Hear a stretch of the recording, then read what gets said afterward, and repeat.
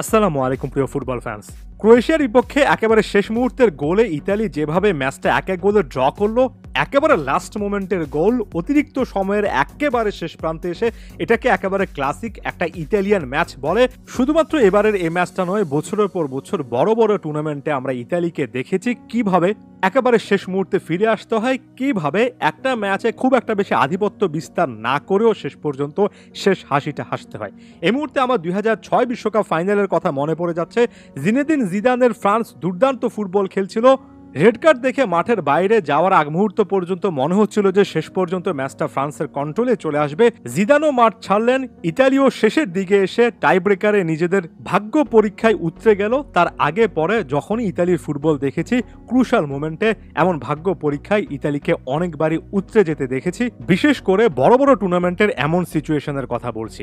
গতবারের ইউরোর কথাই ধরেন, কে চিন্তা করেছিল শেষ পর্যন্ত ইতালি, যারা কিনা লম্বা সময় ধরে বিশ্বকাপে খেলতে পারছে না, তারা ইউরোর ফাইনালে যাবে এবং সেখানে চ্যাম্পিয়ন হবে।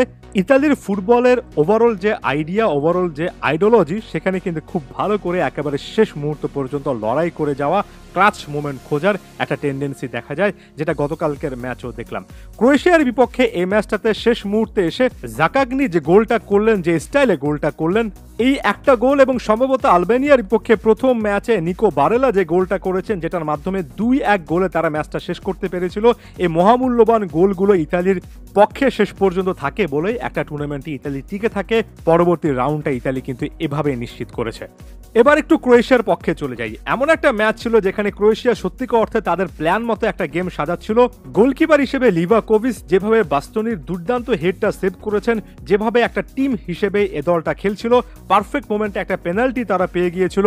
লুকা মদ্রিচ পেনাল্টিটা মিস করেছেন এবং তার ঠিক কিছুক্ষণের মধ্যে, বা বলা উচিত পরের মিনিটেই গোল করেছেন। লুকা মদ্রিচ আরও একবার ক্রোয়াটদেরকে সেই শব্দটা দেখাচ্ছিলেন, যেটা অনেক দিন ধরে তারা কিন্তু চেস করছে, ফাইনালি সেই জিনিসটা করতে পারছে না। ক্রোয়েশিয়ার একটা স্পেশালিটি আছে, ম্যাচটাকে অনেক বেশি গভীরে নিয়ে গিয়ে সেখানে তারা কন্ট্রোল করতে পারে, তবে এদিন ভাগ্যটা পক্ষে ছিল না।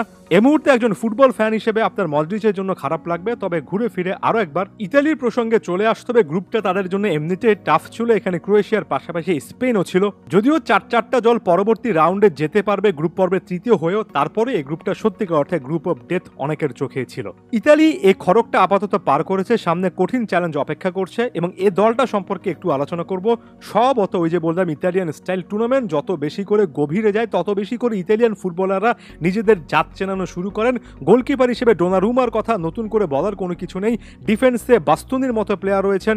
যদিও স্পেনের বিপক্ষে একটা ওন গোল করে ফেলেছিলেন, তবে রিকার্ডো ক্যালাফিওরিকেও কিন্তু বেশ ভালো মানের একজন ডিফেন্ডার চিন্তা করা হচ্ছে। মিডফিল্ডের দারুণ ক্রিয়েটিভ নিকো বারেলার সঙ্গে রয়েছেন Lorenzo Pellegrini, Federico Di Marco, Giovanni Di Lorenzo. এই প্লেয়ারদের সম্পর্কে সবচেয়ে পজিটিভ যে জিনিসটা আসলে বলা উচিত, সেটা হচ্ছে এরা কিন্তু প্রায় প্রত্যেকেই ইউটিলিটি প্লেয়ার, এমন টাইপের প্লেয়ার যাদেরকে কোচ যে রোলটা দেন, তারা ওই রোলটা অনেক সিস্টেম্যাটিক্যালি কিন্তু শেষ পর্যন্ত শেষ করে আসতে পারেন, শেষ মুহূর্ত পর্যন্ত নাফটা ধরে রাখতে পারেন। ফাইনাল থার্ডে মাতেও রেতিগি কিংবা ফেদেরিকো কিয়েসা, রাসপাদুরি, এরা সবচেয়ে শক্তিশালী একটা অ্যাটাক লাইন তৈরি করেন, সে জিনিসটা বলবো না। তবে যদি নিজেদেরা একটা ইউনিট হিসেবে খেলতে পারেন, ইতালির কিন্তু এবারও নকআউট স্টেজের চান্স থাকবে এবং ইতালির সম্ভবত পরবর্তী ম্যাচগুলো এমন হবে যেখানে আমরা ক্লোজ অনেক টাইপের এনকাউন্টার দেখব, শেষের দিকে এসে ম্যাচ ডিসাইডিং অনেক কিছুই দেখব।